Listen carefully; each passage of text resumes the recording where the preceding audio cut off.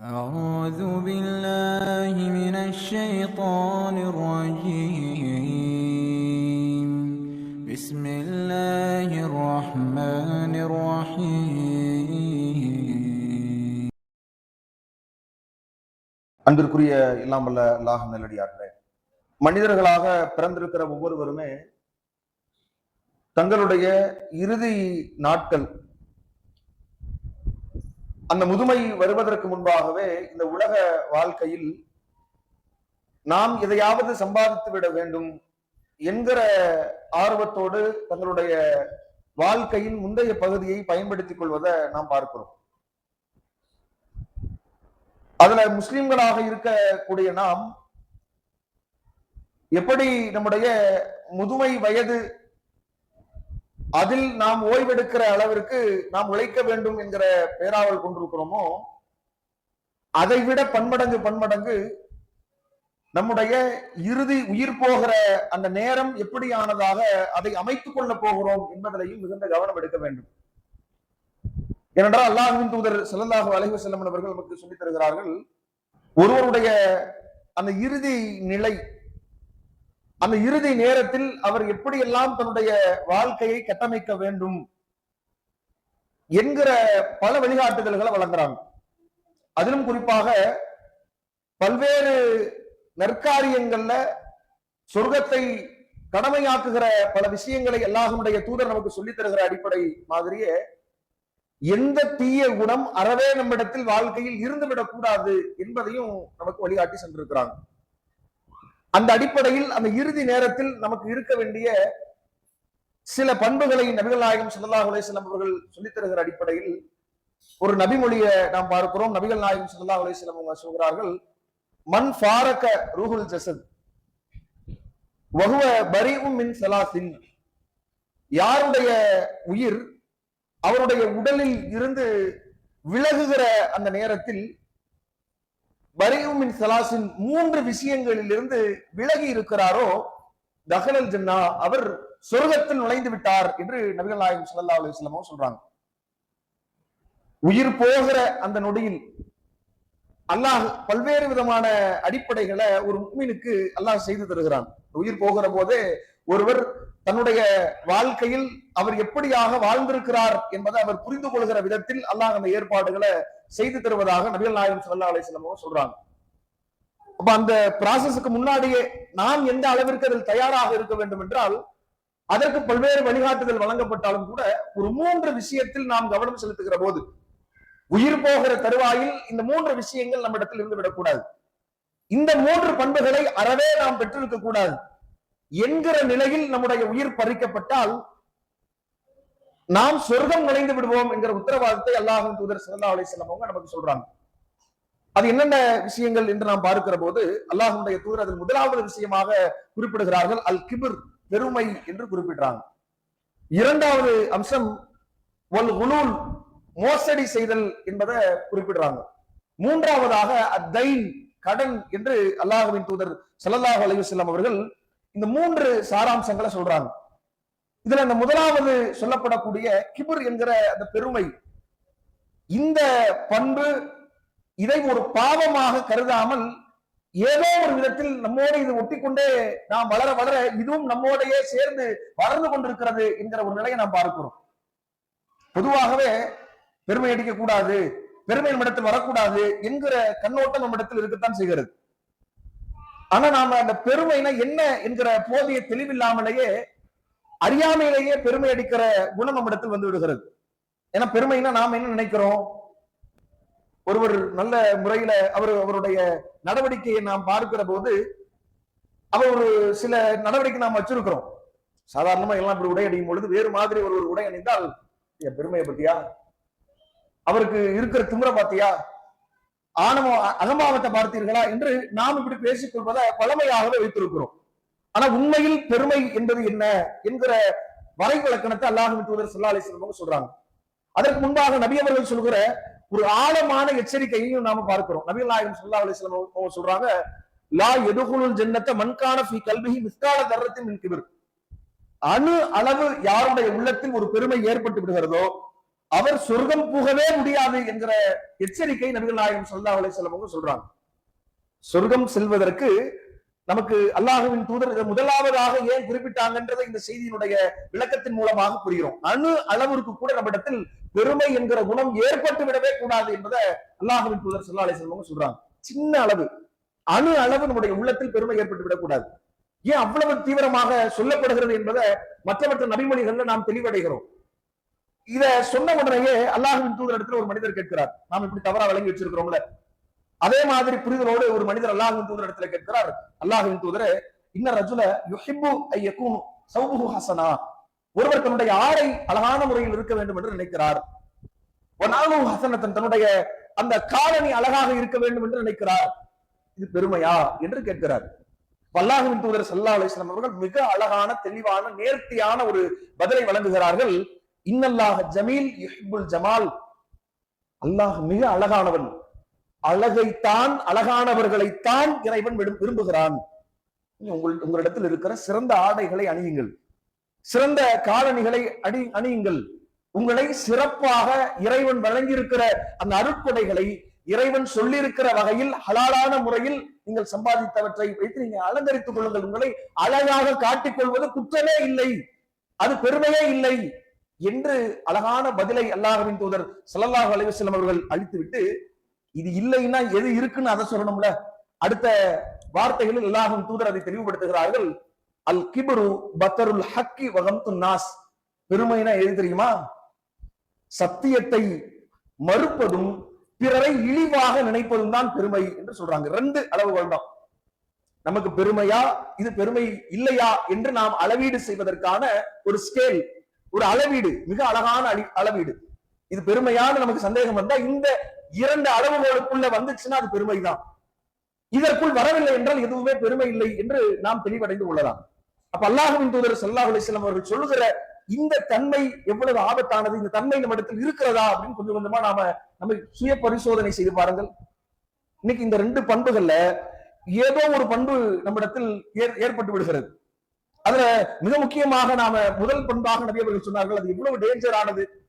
சத்தியத்தை மறுக்கிற தன்மை, நாம் பெரியவர், நாம் உயர்ந்தவர் என்கிற எண்ணத்தின் வாயிலாக ஏற்படுகிறதா இல்லையா? இன்னைக்கு ஒருத்தர் ஒரு சின்ன பையனா நமக்கு இருக்கலாம், நம்முடைய கடையில் பணிபுரிகிற ஒரு பணியாளராக இருக்கலாம், நம்மை விட பொருளாதாரத்தில் தாழ்ந்த இடத்தில் நம்முடைய பார்வையில் இருக்கிற ஒரு நபராக இருக்கலாம், ஒரு வலியவராக இருக்கலாம், ஒரு கல்வி அறிவில் நம்மை விட பின்தங்கியவராக இருக்கலாம், ஏதோ ஒரு ஏழ்மையான ஒரு நபரா, ஏதோ ஒருவர் நம் பார்வையில், இறைவனுடைய பார்வையில் அனைவரும் சமம்தான். அல்லாஹுதான் எந்த அருட்கொடை நமக்கு வழங்கப்பட்டிருந்தாலும் அல்லாஹுவின் புறத்திலிருந்து அது வழங்கப்பட்டிருக்கிறது. அல்லாஹுதான் முடிவு செய்தான். நீ உயர்வாக இருக்கிறத அல்லாஹுதான் முடிவு செஞ்சான். நாம தாழ்ந்து போவதையும் இறைவன் தான் முடிவு செய்தான்.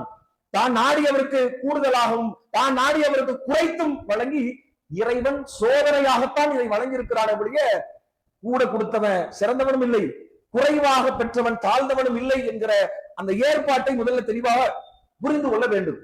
அந்த அடிப்படையில் இதை நாம் அணுகுகிற போது இந்த பெருமை என்கிற அந்த இடத்துல நீங்க கவனித்து பார்க்கும் பொழுது இந்த சத்தியத்தை மறுக்கிற தன்மை இருக்குல்ல, எங்க இருந்து ஏற்படுது? நாம ஒரு சாதாரணமா ஒரு நம்மை விட உயர்ந்தவரா யாரை பார்க்கிறோமோ அவருடைய கருத்தை காது கொடுத்து உள்வாங்குறோம்ல, இப்படி நாம மற்றவர்கள் நமக்கு கீழ்நிலையில் இருப்பவராக நாம் நினைப்பவரிடத்துல கருத்தை உள்வாங்குறோமா? சரியானது கூட சொல்லுவாங்க, ஏங்க நீங்க இப்படி பண்றது வீண் குறையும் இல்லையா, ஏங்க இப்படி பண்றது இது சரியில்லையா, மார்க் அடிப்படையில் தவறு என்று நமக்கு சுட்டி காட்ட நினைக்கிற போது நம்ம பிள்ளை சொல்லும் பொழுது நமக்கு இவ்வளவு கோபம் ஏற்படுது பாருங்களேன். பொய் சொல்லக்கூடாது, நீங்க இப்ப போன்ல இன்னும் நான் நாளைக்கு வர முடியாது, நான் இந்த வேலையில இருக்கிறேன்னு பொய் சொல்றீங்களே பாப்பான்னு கேட்டா, என்ன நீ என்ன இப்படி கேட்கிற, நீ எப்படி கேட்கலாம், நீ உனக்கு போன் பேசும் பொழுது நீ காதுல வாங்கலாமா, உன் வேலையில நீ பார்க்கணும் என்று கடிந்து கொள்கிற தன்மை. அதை தாண்டி அது எப்படி பேச்சு, நம்முடைய பதில் எப்படி அமையும் அப்படின்னா, என்ன உன் வயசுக்கு நீலாம் எனக்கு சொல்றதுக்கு உனக்கு தகுதி இருக்கிறதா என்கிற கேள்வி. பெரும் ஆலிம் ஷாக்களை பார்த்து இன்றைக்கு கேள்வி எழுப்பும் பொழுது அவங்க படக்கூடிய சரியான கேள்வியை முன்வைக்கிறார்களே என்பது அவர்களுக்கு பிரச்சனை இல்லை. அதற்கான நியாயமான பதிலை வழங்குகிற ஒரு இடத்தில் நாம் இருக்கிறோமே என்பது அவர்களுக்கு பிரச்சனை இல்லை. அவர்களுக்கான பிரச்சனை என்ன அப்படின்னா, 7 வருடம் படித்திருக்கிற என்னிடத்தில் கேள்வி கேட்பதற்கு உன்னிடத்தில் என்ன தகுதி இருக்கிறது, என்ன தராதரத்தை பெற்றிருக்கிற, உனக்கு அலிஃபாக்கு அர்த்தம் தெரியுமா, உனக்கு என்னிடத்தில் கேள்வி கேட்பதற்கான என்ன தகுதி இருக்கிறது? நான் கேட்டிருக்கிறது நியாயம் தானே என்பது இல்லை பிரச்சனை. அது அல்ல. நான் கேட்பது ஏதோ நான் ஒரு மோசமான யாரையும் விமர்சனம் செய்கிற மாதிரி ஒரு அறிவற்ற கேள்வியை முன்வைக்கல, ஆக்கப்பூர்வமான கேள்வியை முன்வைத்திருக்கிறேன் என்கிற போது அதற்கான பதிலளிப்பதுதானே சரியாக இருக்கும். ஆனா உனக்கு நான் பதில் சொல்லணுமா, உனக்கு என்ன தகுதி இருக்கிறது என்பதை சொல்லி பதிலளிக்க மறுக்கிறார் என்றால் அவன் என்ன நிலையில் இருக்கிறோம்? இப்படியான பல பிரச்சனைகள் நாம் பார்க்கிறோம். நம்மிடத்தில் உணர்வு பூர்வமாகவே சாதாரணமாகவே சத்தியத்தை ஏற்பதுல யார் சொன்னாலும் ஏற்றுவிட்டு போகணும்.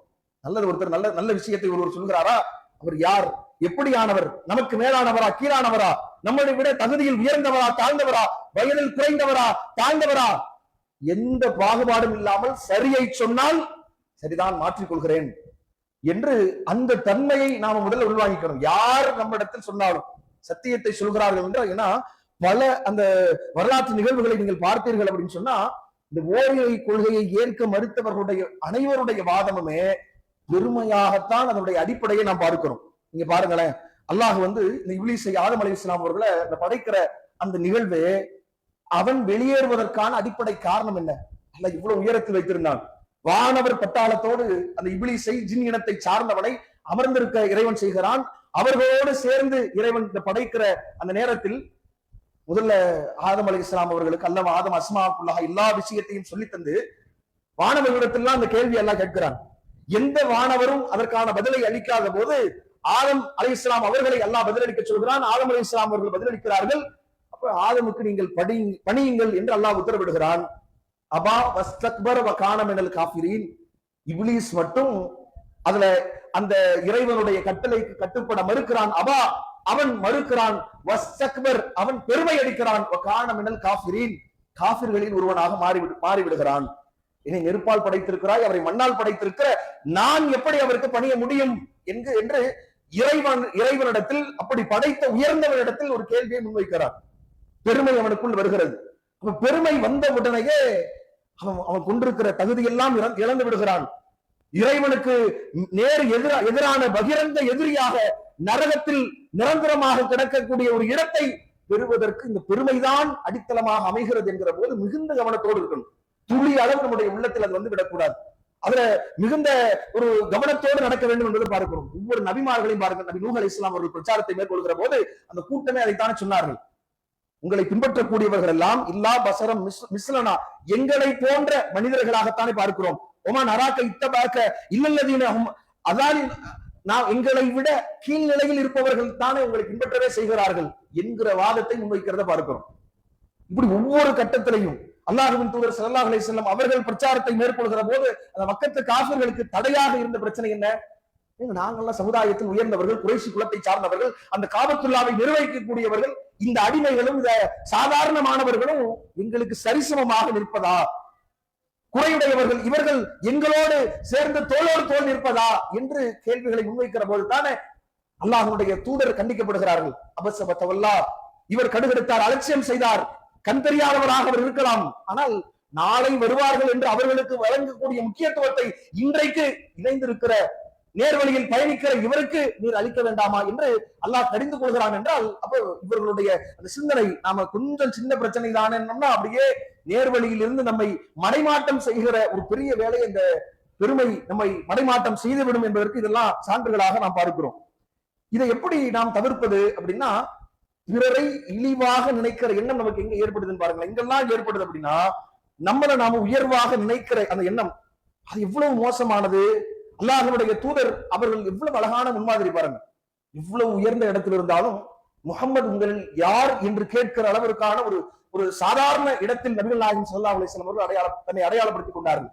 10ஓடு 11 யாராக இருந்தாலும் ஒரு சம அளவிற்கு தன்னிடத்தில் பணி செய்த யூத சிறுவன் உடல்நலம் குன்றி இருக்கிற போது, மரணப்பிடியில் இருக்கிற போது, அவர் தலைக்கு அருகாமையில் போய் அங்கு அமர்ந்து அவருடைய வீட்டிற்கே சென்று நலம் விசாரிக்கிற ஒரு நிலை ஏற்படுகிற போது, அவ்வளவு காலம் இல்லாமல் அவர் தன்னை இஸ்லாத்தில் இணைத்துக் கொள்வ ஒரு வழிவகையை செய்கிறார் என்கிற நிகழ்வை நாம் பார்க்கிறோம் என்றால், அந்த ஒரு யாரையும் இழிவாக பார்க்காத ஒரு நிலை நாம் அந்த நிலையை ஏற்படுத்திக்கணும். இந்த நிலையில மேன்மையில் நாம் நினைக்கிற நிலையை அல்லாஹுவால் தான் அடைந்திருக்கிறோம் என்பதை ஆழமாக நம்பணும். நம்ம திறமையால வந்திருக்கிறோம். திறமை இருக்கிற எல்லாரும் வந்துட முடியுமா? பணம் காசு அல்லாஹ் எல்லாருக்கும் திறமையினால் உழைப்பால் அல்லாஹ் கொடுத்துட முடியுமா? நம்மை விட திறமையானவர்கள் பின்னால் இருக்கிறார்கள், நம்மை விட உழைப்பாளிகள் இன்றைக்கு கீழ்நிலையில் இருக்கிறார்கள் என்கிற இறைவன் நாடியது மட்டும்தான் நடக்கிறது என்கிற நிலையை நாம் வைத்திருந்தோம்னா இந்த பெருமை என்கிற குணம் நம்மை விட்டு அது சாதாரணமான நிலைக்கு நாம் வந்து விடுவோம் என்கிற ஒரு நிலையை பார்க்கிறோம். அப்ப இந்த ஒரு நிலை நம்மிடத்தில் இருக்க வேண்டும். அடுத்து இரண்டாவதாக அல்லாஹ்வின் தூதர் ஸல்லல்லாஹு அலைஹி வஸல்லம் அவர்கள் இதுல தவிர்க்க வேண்டிய குணமாக சொல்கிற அல் குலூல், மோசடி என்கிற தன்மையை பாருங்க. இன்னைக்கு மிக சாதாரணமாக முஸ்லிம்களிடத்துல என்ன மாதிரியான ஒரு பேர் இருந்தது, இஸ்லாம் நம்மை வந்தடைவதற்கு அடிப்படை காரணமாகவே முஸ்லிம்களுடைய கொடுக்கல் வாங்கல், அந்த வியாபாரம், வணிகம் தான் இருந்தது என்பதை இன்றைக்கும் வரலாறுகளை நாம் பார்க்கிறோம். இந்தியாவை இவ்வளவு பல 1000 கிலோமீட்டர் தாண்டி அல்லாஹ்வின் தூதர் ஸல்லல்லாஹு அலைஹி வஸல்லம் அவர்கள் வாழ்கிற அந்த காலகட்டத்திலேயே இங்க இருக்கிற கேரளா போன்ற பகுதிகளில் இஸ்லாம் வந்தடைகிறது அப்படின்னா, அப்ப அந்த வணிகர்களின் அவர்களுடைய சரியான நேர்மையான தன்மை தான் அதற்கு காரணம் என்று சொல்கிற அளவிற்கு ஒரு நிலை இருந்தது. இன்றைக்கு நிலை என்ன? இன்னைக்கு நம்ம போய் கேட்டோம்னா அந்த மாதிரியான சர்டிபிகேட் நம்ம கொடுப்பாங்களா? இன்றைக்கு நாம் புலம்பிக்கிட்டு இருக்கிறோம். மார்க்கெட்ல பார்த்தா அந்த பல மாநிலங்கள்ல இருந்து வந்தவர்கள் தான் இங்கே ஆக்கிரமிக்கிறார்கள், அவர்கள் தான் இன்றைக்கு முன்னிலையில் இருக்கிறார்கள், நம்முடைய இடத்தை எல்லாம் பிடித்துக் கொண்டார்கள், நிறைய பேர் போட்டிக்கு வந்து விட்டார்கள் என்றெல்லாம் நாம் பேசிக் கொள்கிறோம். அதற்கான அடிப்படை என்ன? எங்கிருந்து வருகிறது? என்ன பிரச்சனை ஏற்படுகிறது அப்படின்னா, பாயிட்டையா கொஞ்சம் யோசிக்கத்தான் செய்யணும். இருக்கிறதுல ஊர்ல இருக்கிறத விட மட்டமான குவாலிட்டியாக இருக்கும், நிறைய ஏமாற்று வேலைகள் நடக்கிறது, மோசடி செய்கிறார்கள் என்பதை எல்லாரும் அப்படி இல்லை. இப்படியான நிலைக்கு தள்ளப்படுகிற ஆங்காங்கே நாம ஒரு செய்தித்தாள்கள்ல படிக்கிறோம் அப்படின்னா, இந்த மாதிரியான மோசடி தன்மைகள் ஒரு முஸ்லிமுக்கு ஏற்படலாமா? ஒரு முஸ்லிம் இடத்தில் இந்த மாதிரியான ஒரு நிலை இருக்கலாமா? அல்லாஹ்வின் திருமறை வசனம் என்ன சொல்கிறது? யா அய்யுஹல்லதீன ஆமனு லா தஹூனுல்லாஹ், அல்லாஹ்விற்கு நீங்கள் மோசடி செய்து விடாதீர்கள், ஒரு ரசூல் அல்லாஹ்வுடைய தூதருக்கு மோசடி செய்து விடாதீர்கள், வ தஹூனு அமானாத்திக்கும், உங்களிடத்தில் நம்பி ஒப்படைக்கப்பட்ட பொருட்களுக்கு நீங்கள் ஒருபோதும் மோசடி செய்து விடாதீர்கள், நம்பிக்கைக்கு பாத்திரமாக இருங்கள். அல்லாஹ்வுக்கும் அவருடைய தூதருக்கும் எப்படி மோசடி செய்து விடக் கூடாதோ அதுபோல உங்களிடத்தில் கொடுக்கல் வாங்கலில் ஈடுபடக்கூடியவர்களிடத்தில் மோசடி செய்யக்கூடாது என்று அல்லாஹ்வின் தூதர் ஸல்லல்லாஹு அலைஹி வஸல்லம் பல நேரங்களில் வழிகாட்டுறாங்க. அல்லாஹ்வுடைய தூதர் ஸல்லல்லாஹு அலைஹி வஸல்லம் எப்படி எல்லாம் அதை நமக்கு வழிகாட்டி சொல்லி இருக்கிறார்கள் என்றால், மறுமை நாளின் நெருக்கத்தில், கியாம நாளின் அடையாளமாக பலர் தோன்றுவார்கள். அவர்களுடைய அந்த மோசமான செயல்பாடுகளின் பட்டியலில் அல்லாஹ்வின் தூதர் ஸல்லல்லாஹு அலைஹி வஸல்லம் அவர்கள் சொல்கிறார்கள், இன்ன பஅதக்கும் கௌமன் யஹூனூன், எனக்கு பிறகு ஒரு கூட்டம் வருவார்கள், அவர்கள் மோசடி செய்யக்கூடிய நபர்களாக இருப்பார்கள்.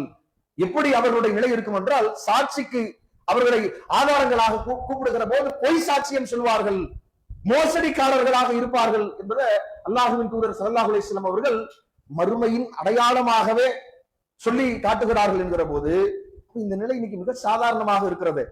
முஸ்லிம்களுடைய நிலையே அப்படி மாறி போகிறது. எந்த நபர்கள் நரகத்தின் அதல பாதாளத்தில் இருப்பார்கள் என்று திருமறை குர்ஆன் எச்சரிக்கிறதோ அந்த நயவஞ்சகனின் குணமாக அல்லாஹ்வின் தூதர் ஸல்லல்லாஹு அலைஹி வஸல்லம் அவர்கள் சொல்லி காட்டுகிற போது சொல்கிறார்கள், அவன் நம்பி அவனிடத்தில் ஒரு பொருள் ஒப்படைக்கப்பட்டால் அவன் மோசடித்தான் செய்வான் என்பதை நயவஞ்சகனின் அடையாளமாக நபி அவர்கள் சொன்னார்கள். இன்றைக்கு இல்ல சூழலை நீங்க கவனித்து பாருங்கள். அல்லாஹ்வுடைய தூதர் ஸல்லல்லாஹு அலைஹி வஸல்லம் அவர்கள் ஒரு வீதியில போகிற போது அங்கு தானிய குவியல் குமித்து வைக்கப்பட்டிருக்கிறது. மா ஹாதா யா சாஹிப் தாம், அல்லாஹ்வுடைய தூதர் அந்த போய் அந்த தானியத்திற்குள் கையை விட்டு அந்த குமியலாக வைத்திருக்கிற போது அதற்குள் தன்னுடைய கையை விட்டு பார்க்கிற போது ஈரமாக இருக்கிறது. அந்த தானிய கடைக்காரரிடத்தில் கேட்கிறாங்க, என்ன இது ஈரமாக இருக்கிறது என்று கேட்கிற போது, அஸாபத்துஹு ஸமா யா ரசூலுல்லாஹ், அல்லாஹ்வின் தூதரே மழை பெய்து விட்டது என்று பதில் சொல்கிறார்.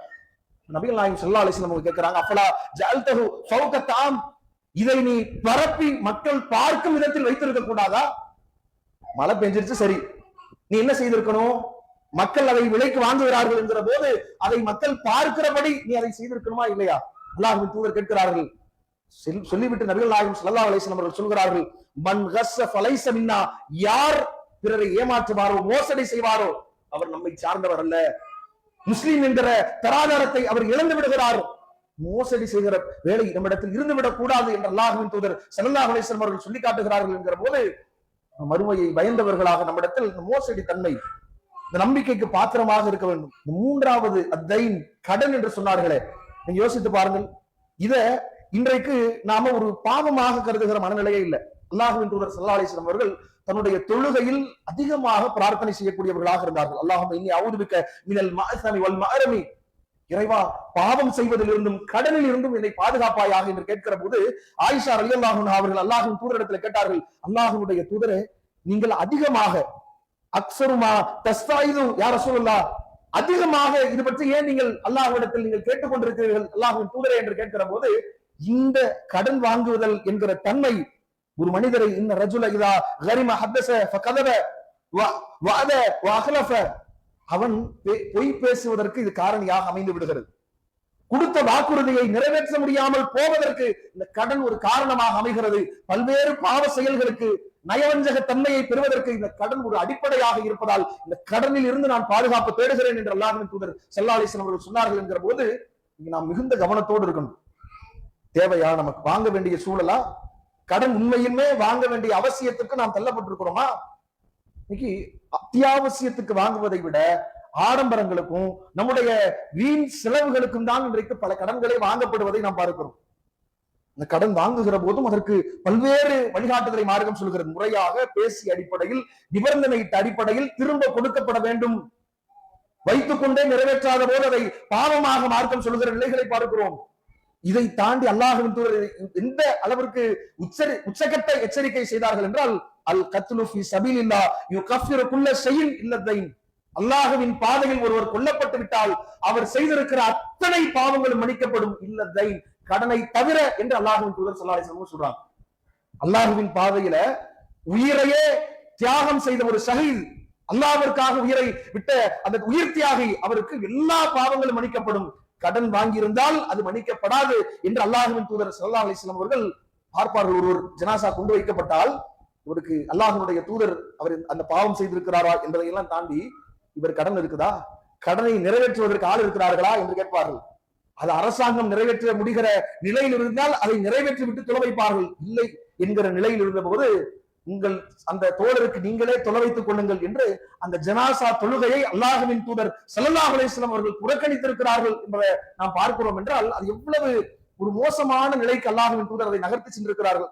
ஹலாலானது தேவைக்கு வாங்கலாம் என்கிற நிலையில் இருந்தாலும் அதை தாண்டி அதை முறைகேடாக தேவையற்ற நிலையில் அதை வாங்கி நாம் கொடுக்க முடியாத சூழலை அடைவது, அதை வாங்கி நாம் கொடுக்க முடியாமல் மரணிப்பது, இது நம்மை நரகத்திற்கு அழைத்து செல்கிற அளவிற்கு அல்லாஹ்வுடைய தூதர் மறுமையிலே சொன்னார்களே, முஃப்லிஸ் அத்ததுரூனல் மல் முஃப்லிஸ், யார் அந்த முஃப்லிஸ், அந்த யார் மோசடி, யார் திவாலாகி போனவர் என்று கேட்கிற போது அல்லாஹ்வுடைய தூதரிடத்துல சொன்னார்கள், யாரிடத்தில் இந்த வெள்ளிக்காசுகளும் இல்லாமல் போகிறதோ அவர்தானே என்று சொல்கிற போது அல்லாஹ்வுடைய தூதர் சொன்னார், ஒருவர் அந்த மறுமை நாள் யௌமல் கியாமா பிஸ்ஸலா வஸ்ஸியாம் வஸகாத் எல்லா நன்மைகளோடு வருவார். வந்த போதும் கூட கது சத்தமஹாதா வ கதஃபஹாதா வ அக்கல மாலஹாதா, ஒருவரை திட்டியிருப்பார், ஒருவரை அடித்திருப்பார், ஒருவருடைய பொருளாதாரத்தை இவர் சாப்பிட்டிருப்பார். அந்த காரணத்தினால் இவருடைய நன்மைகள் எல்லாம் பறிக்கப்பட்டு பாதிப்புக்குள்ளானவர்களுக்கு கொடுக்கப்பட்டு விட்டு அவருடைய பாவ சுமைகள் கொண்டு வந்து இவருடைய தலையில் வைக்கப்பட்டு நன்மைகளை செய்தவரை நரகத்திற்கு இறைவன் அனுப்புவானே, இவர்தான் அந்த முஃப்லிஸ், திவாலாகி போனவர் என்று அல்லாஹ்வின் தூதர் ஒரு மனிதருக்கு நாம் செய்கிற இது போன்ற அவரிடத்தில் பெற்ற தொகை, அவருக்கு மனம் பிரச்சனை ஏற்படுகிற மாதிரி நம்முடைய நடவடிக்கை, இது நம்மை நரகத்திற்கு கொண்டு போய் சேர்த்து விடும் என்பதை அல்லாஹ்வின் தூதர் எச்சரிக்கை செய்திருக்கிறார்கள். அப்படி இந்த 3 குணங்களும் இல்லாதவர்களாக அந்த மரணத்தை அடைகிற நல்வாய்ப்பை இறைவன் நம் அனைவருக்கும் தந்தர் புரிய வேண்டும் என்று கூறி முடிக்கிறேன். ஆகிரதாவன் அல்ஹம்துலில்லாஹி ரப்பில் ஆலமீன்.